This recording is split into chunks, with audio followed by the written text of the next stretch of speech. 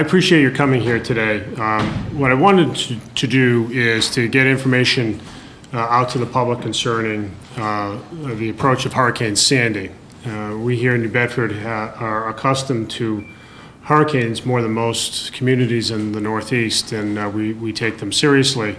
So what I'd like to do today is to tell you about what we're doing as the city government and what we'd ask the public to do as the storm approaches. First of all, let me say a little bit about what we know, and I would ask that our emergency management director, Mark Mahoney, fill in the details as necessary. But in general, as we understand it right now, according to the National Weather Service, Hurricane Sandy is moving up the eastern seaboard of the United States and is likely to make landfall at the beginning of next week.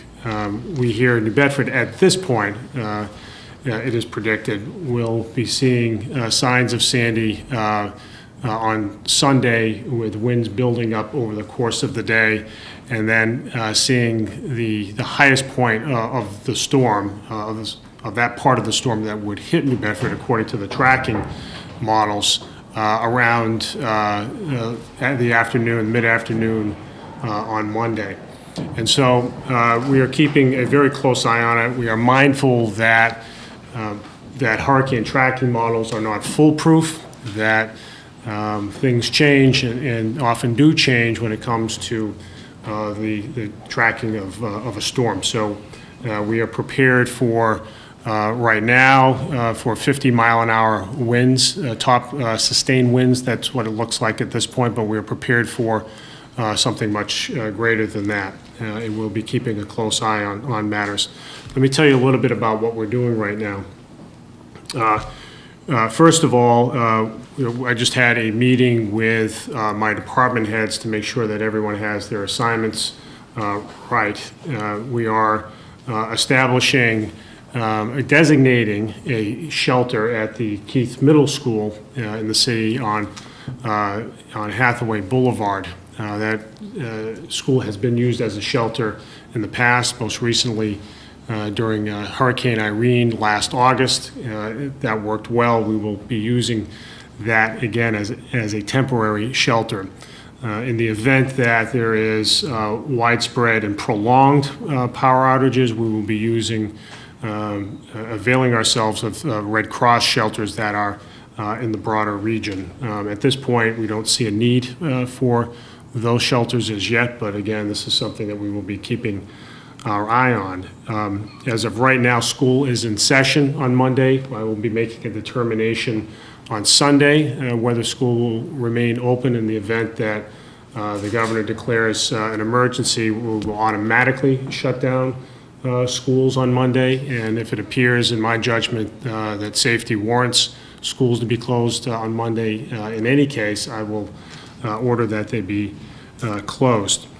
Let me tell you a little bit about some of the prep that we are doing. We have boarded up the military museum in the South End, the Fort Tabor Military Museum, which is, as many of you know, lies right by the coast, right on our peninsula. And we've boarded up the windows. We have applied sandbags, and we've taken precautions so that we can keep the facility and its contents safe.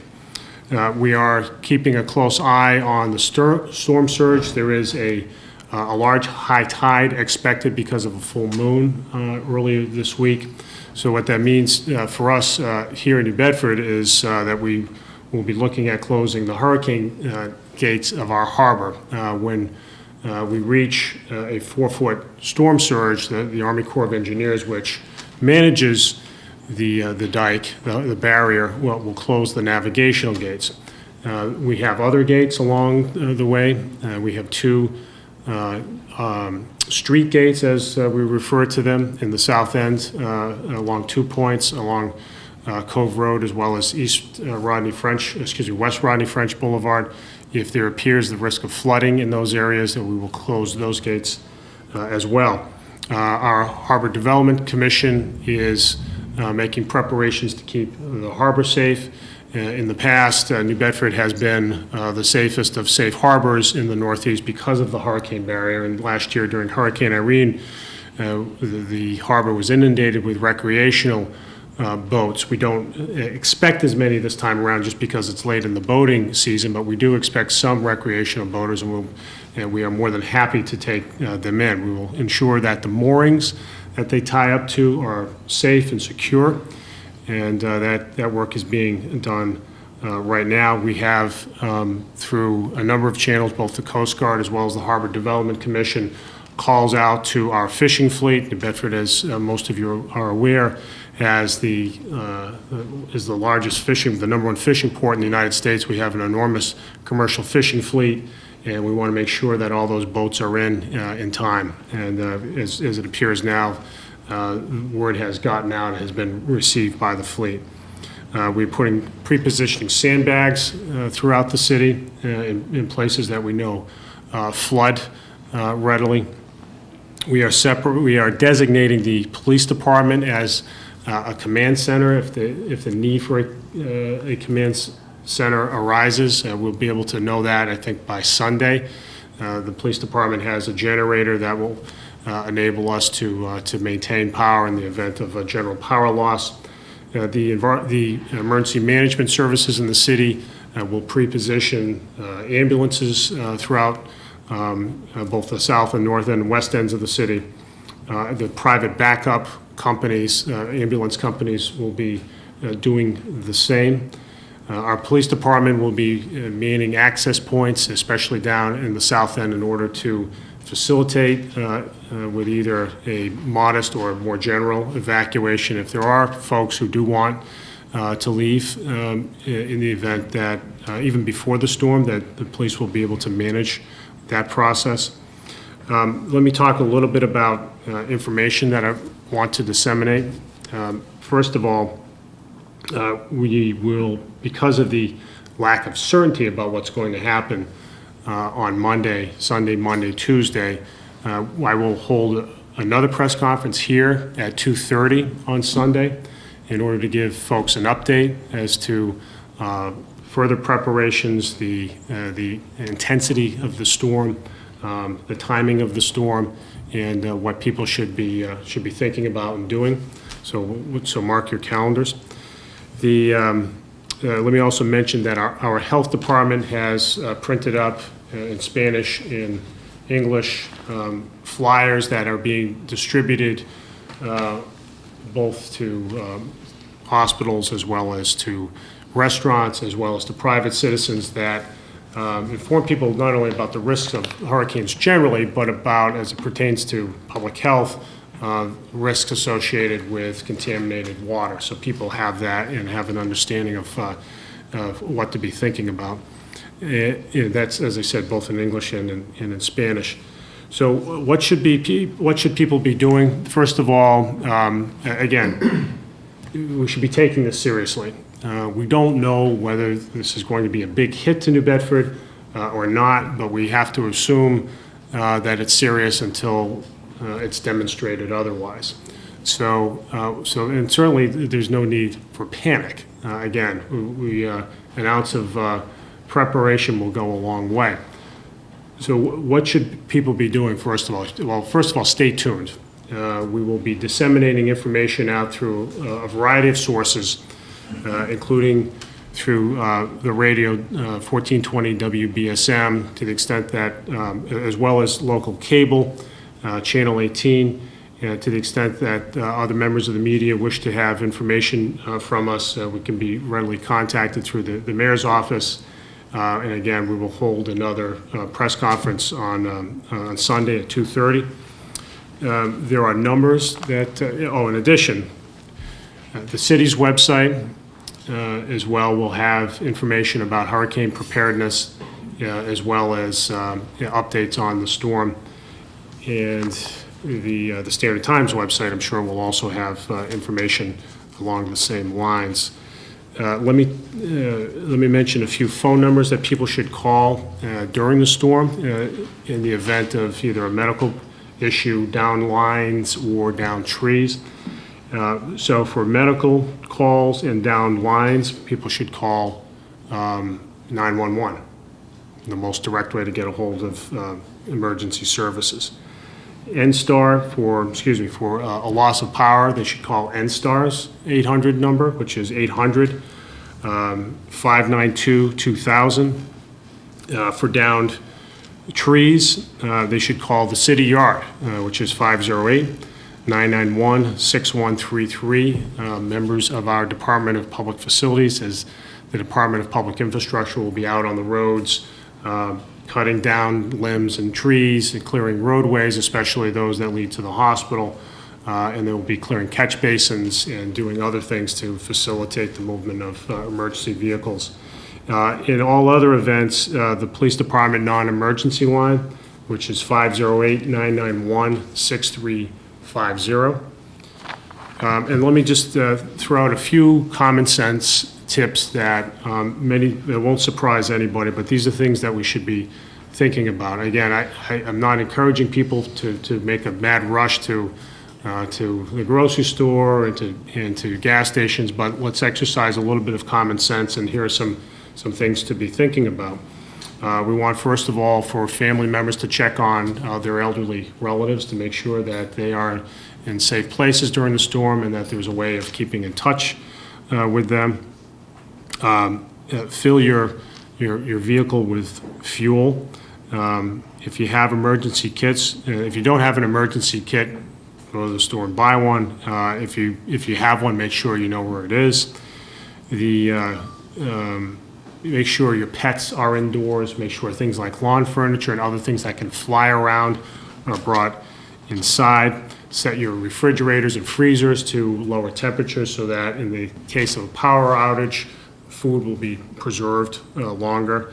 If your basement floods, and there is likely to be a storm surge here with some heavy rain as well, if you have extensive water in your basement, don't go down in your basement because you have obviously electrical feeds in basements and there is a risk of shock. So rather than going into your basement, call 911 in order to make sure that it's safe to go down there. The city can help pump out basements. We can help out with a number of things in that way, but don't take any risks along those lines. There are things to pick up, batteries. Buy batteries, buy potable water, charge your cell phone, get some cash from the ATM, buy infant care products. Don't forget the diapers. And just be, during the storm itself, be safe. Don't go wandering outside. Don't go walking down to the hurricane dike or the beach. Stay away from that. In every storm, there's somebody who's crazy enough to do something like that. If you're going to do that here, the police are going to pick you up, be it for a good reason. It's just not safe. It's very unpredictable. So let's use some common sense in that way. Watch out for flooding, and otherwise exercise a little bit of common sense. And again, this is we're holding this press conference not to alarm people, but to let people know that preparations are being made and preparations need to be made when we have a storm of this size coming up the coast. We want to keep people safe most of all. So stay tuned. We will be pushing out more information as the weekend goes on, and keep in touch with relatives and others so that we know that everyone will remain safe. And with that, I'd be happy to take any questions. I understand it. One of the reasons, Tom, there was some concerns about the hurricane barriers, and it really tested them to some limit. Do you have any sense of whether this storm will be similarly testing of the hurricane barrier, and what are your concerns? Well, it'll remain to be seen, obviously, but the barrier was tested during Hurricane Bob in 1991 and held up well. Last year, Hurricane Irene became a tropical storm when it hit New Bedford, but a large tropical storm nonetheless, and held up well. And so, the Army Corps has gone through the exercise of closing the gates at the appropriate moment, and And so we're confident that it's going to hold up. But, we can't just assume that it will, right? People have to just if you're in the areas near the hurricane dike, you can't just assume that, well, the dike's going to take care of matters and all will be well. You have to take the other precautions as well, just to make sure that folks in that region are safe. At what point do you close it up? Is it like an own situation, or? So so there are 3 gates. So there's one navigational gate in the water, and then there are 2 gates on 2 main streets in the south end of the city.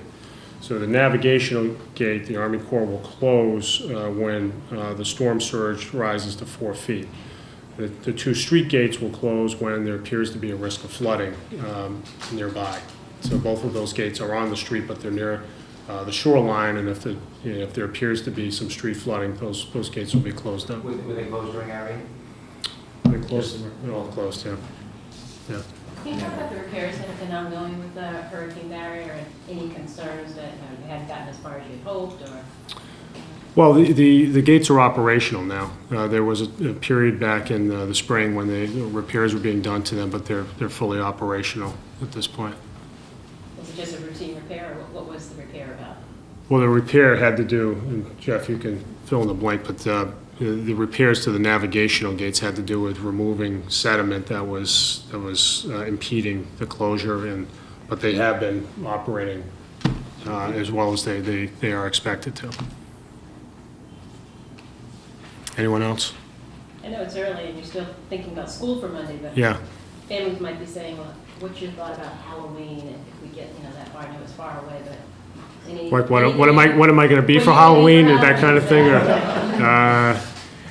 Yeah, well, so Halloween is what, Tuesday? We don't. Wednesday. It's Wednesday. Oh, well, let's hope that we'll be in the clear by Halloween. There will certainly be a lot of leaves down. As you noticed around the city, we still have a lot of. We're in the southern part of Massachusetts. We still have leaves on the trees, and so what we want to make sure is that if we have an issue with down limbs, that we deal with that as soon as we can. So that the issue with Halloween is going to be, if there are down lines at all, they need to be dealt with. And frankly, if there are down lines, then we will be giving warnings to people about that. We don't want kids trick-or-treating around down power lines.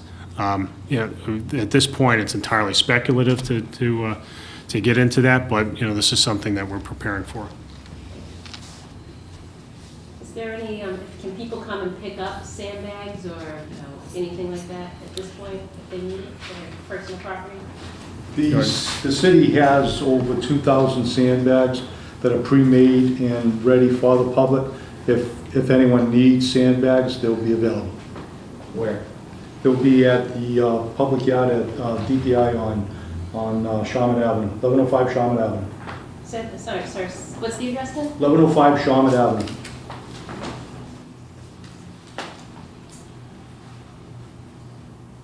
Okay, anybody else?